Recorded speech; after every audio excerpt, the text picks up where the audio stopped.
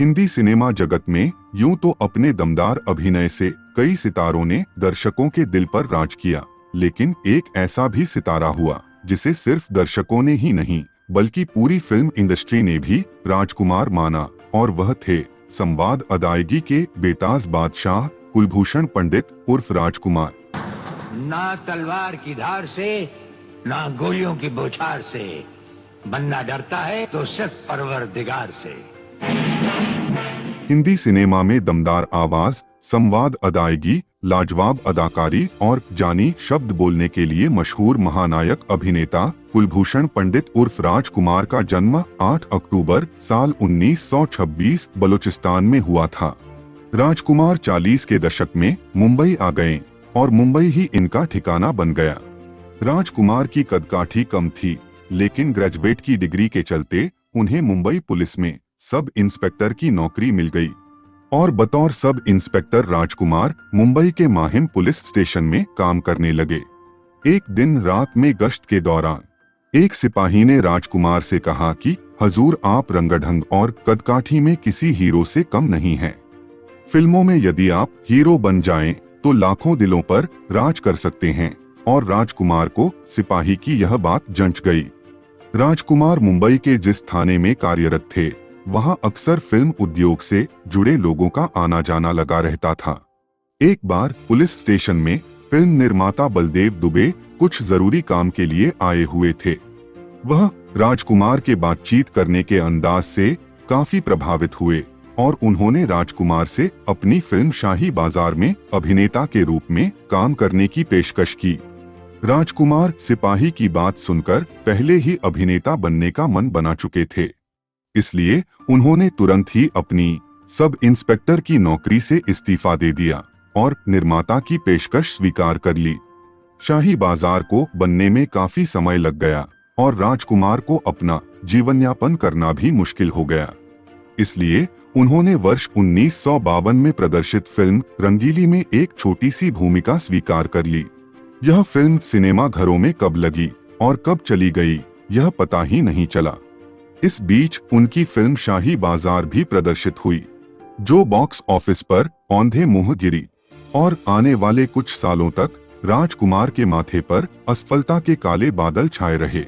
शाही बाजार की असफलता के बाद राजकुमार के तमाम रिश्तेदार यह कहने लगे कि तुम्हारा चेहरा फिल्म के लिए उपयुक्त नहीं है, और कुछ लोग कहने लगे कि तुम खलनायक बन सकते हो। वर्ष 1952 से 1957 तक राजकुमार फिल्म इंडस्ट्री में अपनी जगह बनाने के लिए संघर्ष करते रहे। रंगीली के बाद उन्हें जो भी भूमिका मिली, राजकुमार उसे स्वीकार करते चले गए। इस बीच उन्होंने अनमोल, सहारा, अवसर, घमंड, नीलमणि और कृष्ण सुदामा जैसी कई फिल्मों में अभिनय किया, लेकिन इनमें से कोई भी फिल्म बॉक्स ऑफिस पर सफल नहीं हुई। महबूब खान की वर्ष 1957 में प्रदर्शित फिल्म मदर इंडिया में राजकुमार गांव के एक किसान की छोटी सी भूमिका में दिखाई दिए। हालांकि यह फिल्म पूरी तरह अभिनेत्री नरगिस पर केंद्रित थी, फिर भी वह अपने अभिनय की छाप छोड़ने में कामयाब रहे। इस फिल्म में उनके दमदार अभिनय के लिए उन्हें अंतर्राष्ट्रीय ख्याति भी मिली और फिल्म की सफलता के बाद वह अभिनेता के रूप में फिल्म इंडस्ट्री में स्थापित हो गए। वर्ष 1959 में प्रदर्शित फिल्म पैगाम में उनके सामने हिंदी फिल्म जगत के अभिनय सम्राट दिलीप कुमार थे, लेकिन राजकुमार यहाँ भी अपनी सशक्त भूमिका के जरिए दर्शकों की वाहवाही लूटने में सफल रहे।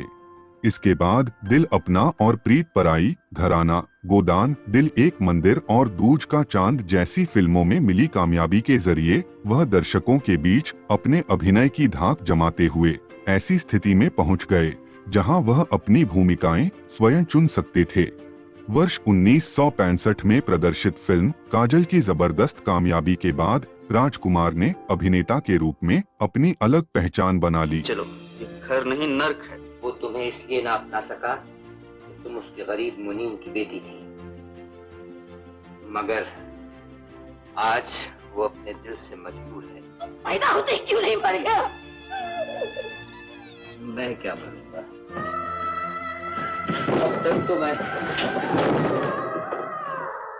बी आर चोपड़ा की 1965 में प्रदर्शित फिल्म वक्त में अपने लाजवाब अभिनय से वह एक बार फिर से दर्शक का ध्यान अपनी ओर आकर्षित करने में सफल रहे। फिल्म में राजकुमार के बोले गए डायलॉग्स दर्शकों के बीच काफी लोकप्रिय हुए। वक्त की कामयाबी से राजकुमार शोहरत की बुलंदियों पर जा पहुंचे। सेठ, जिनके अपने घर शीशे के हों, वो दूसरों पर पत्थर नहीं फेंका करते। ये बच्चों के खेलने की चीज नहीं, हाथ कट जाए तो खून निकल आता है।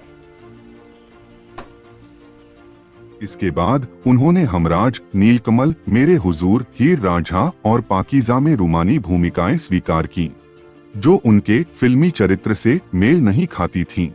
कमाल अमरोही की फिल्म पाकीज़ा पूरी तरह से मीना कुमारी पर केंद्रित फिल्म थी। इसके बावजूद राजकुमार ने अपने सशक्त अभिनय के दम पर दर्शकों की वाहवाही लूटी।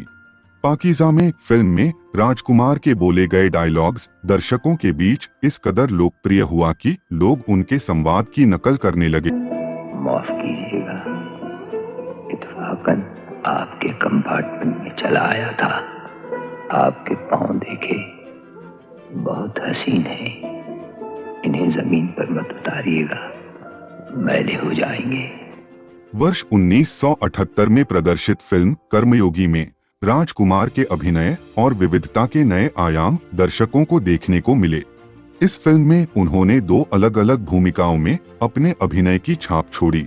अभिनय में एकरूपता से बचने और स्वयं को चरित्र अभिनेता के रूप में भी स्थापित करने के लिए उन्होंने स्वयं को विभिन्न भूमिकाओं में पेश किया।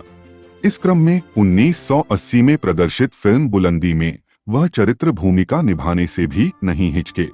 इस फिल्म में भी उन्होंने दर्शकों का मन मोहे रखा। इसके बाद राजकुमार ने कुदरत, धर्मकांटा, शरारा, राजतिलक, एक नई पहेली, मरते दम तक, सूर्या, जंगबाज, पुलिस पब्लिक जैसी कई सुपरहिट फिल्मों के जरिए दर्शकों के दिल पर राज किया। हमको मिटा सके ये जमाने में दम नहीं, हमसे जमाना खुद है, जमाने से हम नहीं। तेजा। वर्ष 1991 में प्रदर्शित फिल्म सौदागर में राजकुमार के अभिनय के नए आयाम देखने को मिले।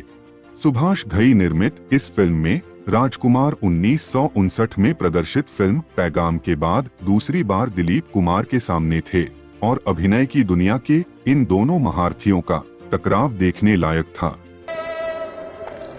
हम तुम्हें देखकर हैरान नहीं हुए वीर सिंह, और तन्ने देखकर कोई खास परेशानी हमको भी ना हुई।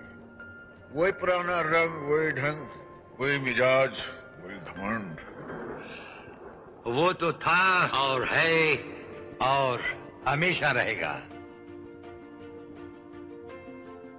हम खैरात नहीं लेते वीर सिंह, हम तुम्हें मारेंगे और जरूर मारेंगे, लेकिन वो बंदूक भी हमारी होगी, गोली भी हमारी होगी और वक्त भी हमारा होगा। बंदूक तेरी, गोली भी तेरी, दिन तारीख भी तेरा, सुबह बोले सुबह, शाम का शाम। आवाज दे तू, वीर सिंह तेरे को सामने खड़ा मिलेगा। तुम्हें तो वक्त लाएगा वीर सिंह। आज वक्त तुम्हारा है, सेना तुम्हारी है। आज तो हमें सिर्फ ये देखना है कि ठाकुर राजेश्वर के सीने पर पहली गोली कौन चलाता, और फिर सौदा जिंदगी बचाने का नहीं, जिंदगी तबाह करने का हुआ था, और ये तबाही हो कर ही रहेगी। 90 के दशक में राजकुमार ने फिल्मों में काम करना काफी कम कर दिया। इस दौरान उनकी तिरंगा, पुलिस और मुजरम, इंसानियत के देवता, बेताज बादशाह, जवाब, गौड़ और गन जैसी फिल्में प्रदर्शित हुई। नितांत अकेले रहने वाले राजकुमार ने शायद यह महसूस कर लिया था कि मौत उनके काफी करीब है। इसीलिए अपने पुत्र पुरु राजकुमार को उन्होंने अपने पास बुला लिया और कहा, देखो, मौत और जिंदगी इंसान का निजी मामला होता है। मेरी मौत के बारे में मेरे मित्र चेतन आनंद के अलावा और किसी को नहीं बताना। मेरा अंतिम संस्कार करने के बाद ही फिल्म उद्योग को सूचित करना।